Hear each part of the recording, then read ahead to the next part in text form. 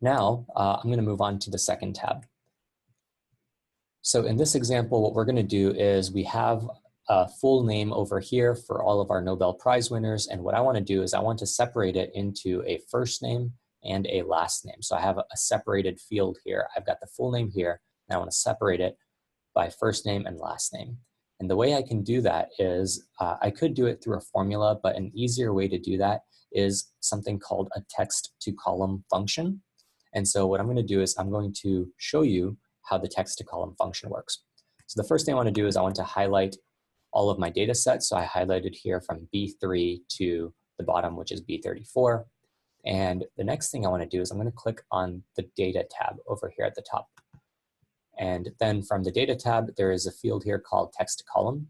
And not sure if you can see it too well on the screen sharing here, but what it's showing you is that there is text over here in the icon, and then it's converting that into multiple columns over here on the right-hand side. So that's what I want to click. So I'm going to click that. Now there's two different options when you are doing text to column. So you can do it delimited, which means that it's going to separate it based on a particular character, or you can do it fixed width. If I do fixed width, basically what I would be doing is I would be saying, I want to separate it into a separate cell every 5 characters or every 10 characters or something like that. But in this case, because my first name could be very long or it could be very short, I don't want to necessarily do it based on a set number of characters. So I'm going to use this delimited option and figure out which character lets me separate it. So I'm going to click delimited and click next.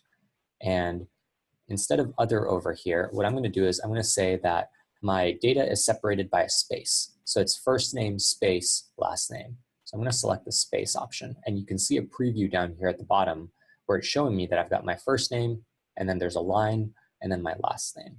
So that's what the space option here would do. If I didn't have spaces and I had commas, then I could use comma. If I had some other character, I could use some other character. Doesn't really matter as long as I use something and the preview reflects how I'd want that data to be separated.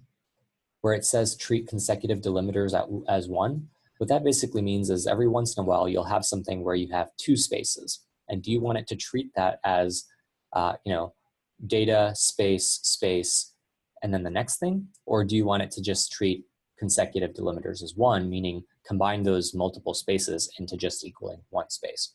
So at least from most bills of material, this is something that you would probably want to check mark. I'm going to click next. And then here you're just describing what the destination data format is going to be. So is it a text, is it date, and so on. So I'm going to say it's text.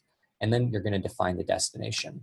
And the destination here, by default, it'll actually keep it in the cell that you started in. So what it would do is it would take this and it would put my first name in this column and then my last name in this column.